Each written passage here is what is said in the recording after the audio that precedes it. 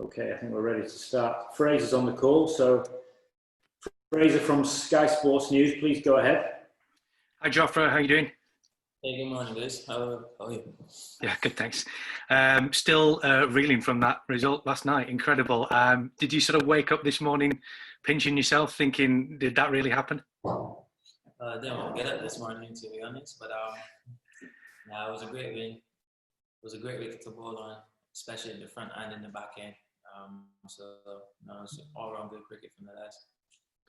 Do you feel as if there is a sort of sense of confidence among the team that even when you're in really difficult positions, there's still always a good chance for you to win the game?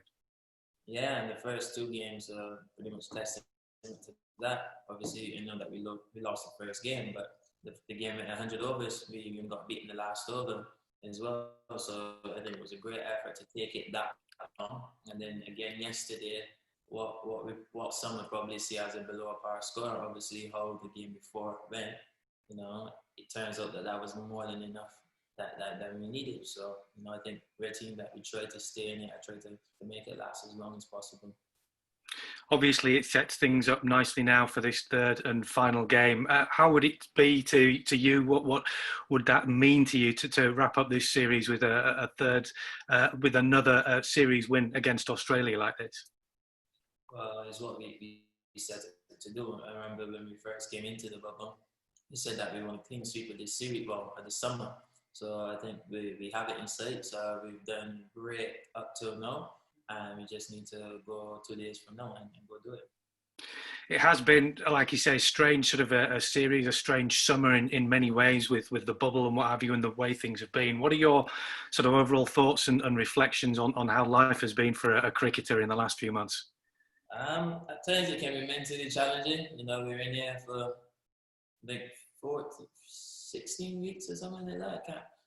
I can't remember. So, I think it's going to be more rare going home or being normal again being in here. And here it has become the new norm. So, we just have to adjust again when we do get some time off. And of course, at the beginning of the series, cricket obviously paid homage to the Black Lives Matters movement with the England players taking the knee. That's no longer the case, obviously, and Michael Holding wasn't too pleased about that. Sorry? How do you know that's not the case? Well, that seems to be the decision that seems to have come out. Is that not the case? Is that something that you're happy to keep supporting? I mean, Michael Holding seemed to be not happy about it. What are your thoughts? Well, I'm pretty sure Michael Holding doesn't know anything that's going on behind the scenes. I don't think he's spoken to Tom Harrison, so I think that would be, a bit harsh for him to say that. I've spoken to Tom and we've got stuff running in the background. We've not forgotten. No one here has forgotten about the Black Lives Matters. So, I think it's a bit harsh for Mikey to not do some research. But criticize it, really. Okay, that's fair enough. It's good to hear. Thanks very much. No worries. Thanks, Fraser. We're going to go with John Etheridge and then Ali Martin, please. Good morning. Do you think at the moment, or this summer generally, you're bowling with greater pace and greater hostility with the white ball than he did in Test cricket? Is that fair, would you say? I think the only thing fair is that the time that I'm going to spend bowling is a lot less than Test cricket. You can't run in the whole day. So you feel that knowing you... It's actually impossible to run in the whole day and bowl at 90 miles an hour. If you can show me someone that does it, fair play to him, but I've not seen anybody that's bowled 90 miles an hour do it for a whole day. So knowing that you're going to have a maximum of either 10 overs or 4 overs allows you to go full gas all the time? Well, pretty much, I guess it might be different environments as well,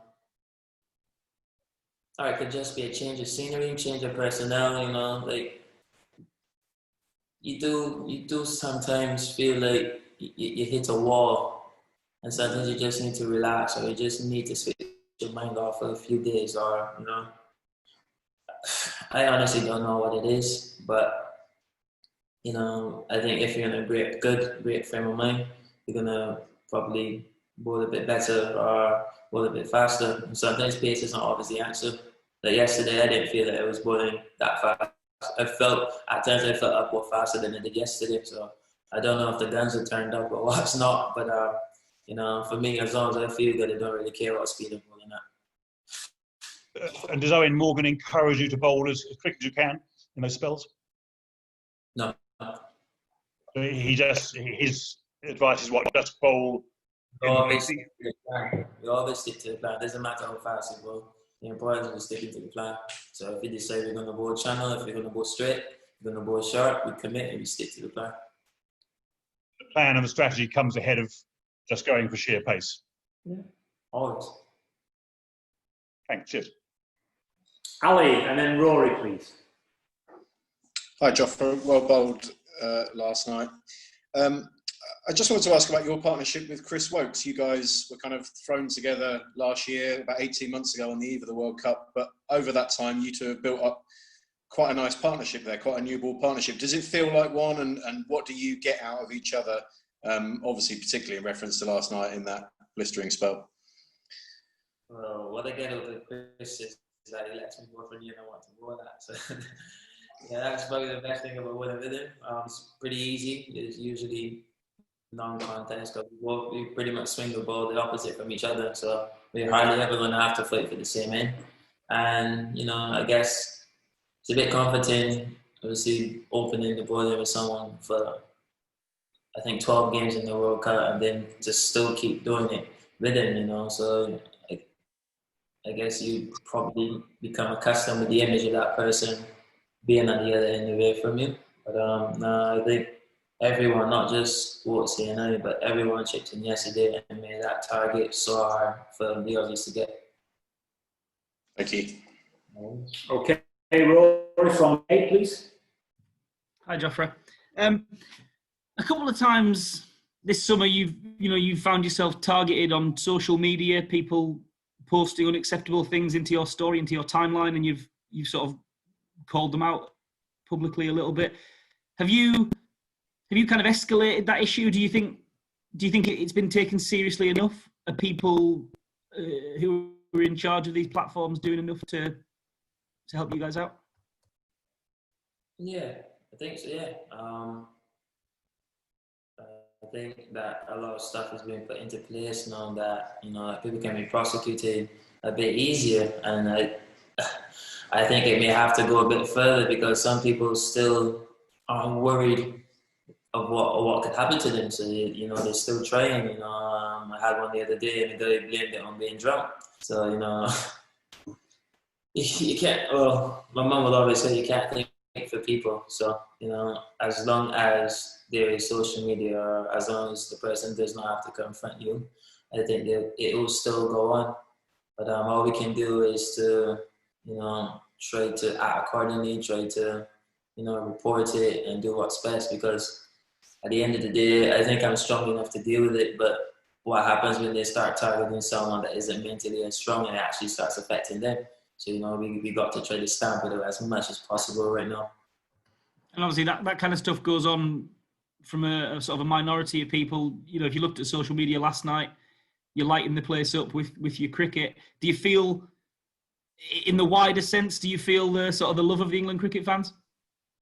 Yeah, I do. And then obviously there's still a small percentage, I might be doing well, but then I saw one lady comment on my chains. I'm like, well, chains have nothing to do with cricket. And if she knew me, she'd know I wore a chain from the time I was 14, 15.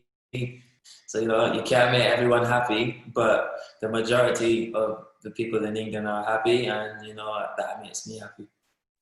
Cheers, good on you.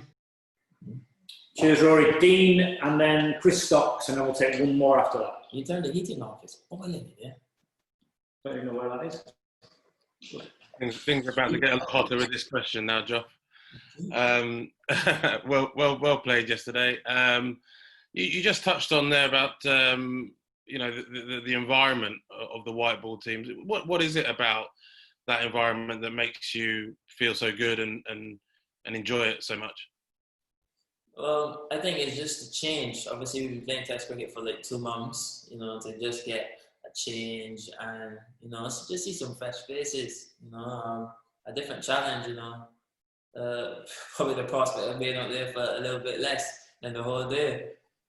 But, I think everything happened at the right time. I think we got a break and then we went into a different format. So, you know, you don't go crazy in your mind doing the same thing day in, day out. So, you know, the change was much welcomed.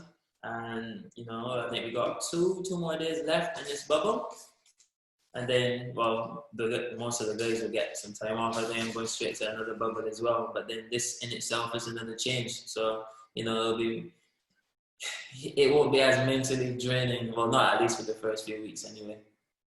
I also just wondered whether you really kind of relished the responsibility that's been placed on your shoulders in the white ball team, obviously from bowling that super over in the final, and then obviously taking responsibility alongside Chris Wokes. You know, the two of you very much, you know, Owen's go-to guys, whether or not you really relish that responsibility, even though you're still fresh as an international cricketer, you seem to be the main guy. Well, you pretty much said it. I'm still fresh. I know there's going to be some point it's going to come when I might be called upon and I might not be able to do the job for that game. You know, it's all cricket, but, you know, that's the beauty about it. You get to live and you get to be challenged every single day, and I'm up for the challenge every single time. And probably I won't take a backward step either. Mars always encourage you to take the attacking option. So, you know, as long as you got the backing of the skipper, the backing of the teammates, the backing of the management, even if you do lose, who cares? So what? Yeah, thank you. Here's two more then, Chris, and then we finish with Louis. Hi, Jofra. You've got David Warner out 4 times in as many innings so far this summer. I just wondered, do you think these matches can have any bearing on next year's Ashes series? Not really. Not really. It's white ball. White ball is a totally different game than Test cricket. It's going to be a different ball. Well, it's going to be a red cooker instead of a red juice. So, you know, it's a whole different challenge. I don't think he'd be worried too much. I'm not getting too excited either. You know, I'll deal with that when we get there. And if I get there. Well, I hope you do get there, Jofra. I mean, in terms of that Ashes series, is that something that's in the back of everyone's mind in the test setup and something you're looking forward to? Well, I don't know. I haven't seen the red ball in about 3 weeks now. But, you know, I think our focus right now is probably the World Cup, and then we would then focus on the Ashes series. So I think that's like, is that right? Yeah. Is the World Cup first? Yeah. Okay, cool, thank you. Last one, Louis, please. Hi, Jofra. Louis here from Australia. Just on that theme of things coming up, was interested in you've spoken to the Hobart Hurricanes at all about a potential return to the Big Bash, or if that's going to be too difficult with some of your winter tours. Sorry, can you say that again? It was a little bit low. Sorry, mate. Can you hear me now? Okay. Yeah. Just wondering if you're keen on a return to the Big Bash this summer, this winter for you guys. I'll be honest with you, Louis. I'm not sure I got much more bubbles left in me for the rest of the year. Obviously, I haven't seen my family really since February. We're in September now. IPL is going to be most of October, November. We go to South Africa as well. Well, hopefully I go to South Africa. So then that only leaves me with a few weeks in December for the rest of the year. And I love my Hobart family, Louis, but I think that I need to spend some time with my real family as well. Because I think when the year turns as well, we're going to be back in the bubble. We're going to be in, I think, UAE and then India or something like that. So, you know, family time is really important, especially when you're in the bubble. When you actually cannot see them physically. So anytime that I get, I'm going to try to spend with them. Very understandable. Thank you. Yeah, no worries. Okay, thanks, Jofra. Thanks, everyone. Have a good afternoon. See you later. Bye-bye. Cheers, guys.